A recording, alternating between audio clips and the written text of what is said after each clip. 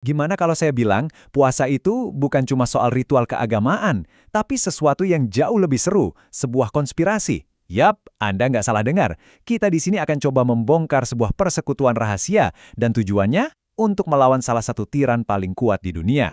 Nah, ini dia inti dari gagasan kita. Ini bukan konspirasi politik yang heboh itu ya, tapi sebuah konspirasi yang elegan antara diri kita dengan kesadaran kita. Dan targetnya cuma satu, menggulingkan tirani dari bisikan yang paling sering kita dengar, yaitu aku ingin. Oke, pertanyaan bagus. Namanya juga konspirasi, kita harus kenal dulu dong siapa musuhnya, kan? Yuk kita cari tahu lebih dalam siapa sebenarnya tiran yang satu ini. Mari kita bedah bareng-bareng soal si tiran aku ingin ini.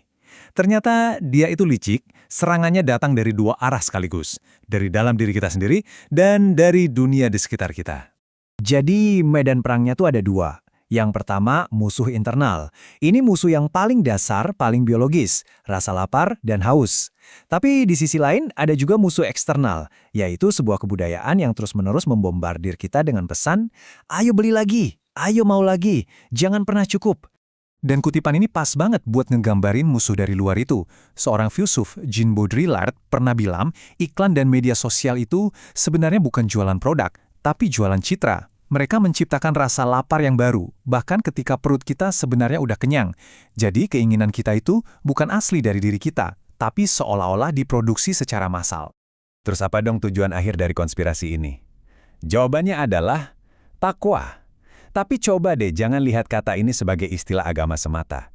Anggap aja takwa ini adalah puncak dari ilmu pengendalian diri. Kemampuan super untuk bilang tidak, baik kedorongan dari dalam maupun dari luar. Inilah senjata utama kita. Oke, tujuannya jelas. Sekarang gimana cara kerjanya? Nah, ternyata metode konspirasi ini deket banget sama salah satu ide paling keren di psikologi modern, yaitu kekuatan untuk menunda kepuasan. Anda pasti pernah dengar kan tentang tes marshmallow yang legendaris itu? Jadi ada seorang anak dikasih pilihan simpel. Kamu boleh makan satu marshmallow ini sekarang juga, atau kalau kamu sabar nunggu 15 menit, kamu bakal dapat 2.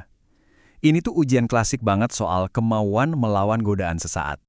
Dan hasilnya, wow. Penelitian nunjukin kalau anak-anak yang bisa nahan diri dan sabar menunggu, ternyata di masa depan cenderung lebih sukses, nilainya lebih bagus, dan bahkan lebih sehat. Ternyata kemampuan sederhana untuk bilang tidak pada diri sendiri itu beneran sebuah superpower. Sekarang, coba kita bandingin skalanya. Kalau tes marshmallow itu cuma latihan nunggu 15 menit, nah, puasa itu adalah latihan yang sama, tapi dalam skala peradaban. Dilakukan bareng-bareng selama sebulan penuh. Ini bukan lagi eksperimen di lab, ini latihan mental raksasa. Tapi, tunggu dulu. Konspirasi ini efeknya bukan cuma ke diri sendiri loh, ada dampak sosialnya yang luar biasa dalam. Ia menciptakan sesuatu yang unik yang bisa kita sebut demokrasi rasa lapar. Dan kalimat ini kena banget. Inilah kekuatan sosial dari puasa. Karena di hadapan rasa lapar dan haus yang paling dasar, semua label, semua pangkat, semua status yang kita tempel di diri kita, tiba-tiba jadi nggak relevan lagi. Lihat kan, jabatan, status sosial, kekayaan, semuanya jadi luruh di hadapan pengalaman fisik yang sama persis. Puasa itu memaksa empati kita lahir bukan dari teori di buku, tapi dari pengalaman perut yang sama-sama keroncongan, pengalaman nyata. Jadi bisa dibilang puasa itu kayak sebuah sekolah sosial raksasa.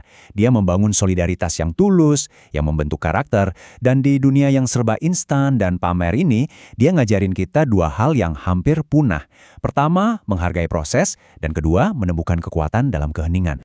Nah, sekarang kita sampai di puncaknya. Klimaks dari semua ini, pada akhirnya konspirasi sunyi ini adalah sebuah revolusi. Tapi bukan revolusi yang biasa kita dengar di berita ya. Coba lihat bedanya. Kalau revolusi politik itu tujuannya menggulingkan rezim di luar sana. Tapi revolusi personal, revolusi yang ditawarkan puasa, tujuannya menggulingkan rezim nafsu di dalam diri kita. Ini bukan soal bakar-bakar gedung, tapi soal membakar ego yang selalu merasa paling berhak. Dan ini membawa kita ke sebuah pemikiran ulang yang radikal soal satu kata yang kita semua kejar, kebebasan. Kita sering mikir, bebas itu artinya bisa melakukan apapun yang kita mau kan? Tapi gimana kalau itu keliru? Nah, inilah dia inti dari konspirasi sunyi ini. Kebebasan yang sejati itu bukan waktu kita bisa nurutin semua keinginan kita. Justru sebaliknya, kebebasan sejati adalah ketika kita punya kekuatan buat bilang tidak pada keinginan itu.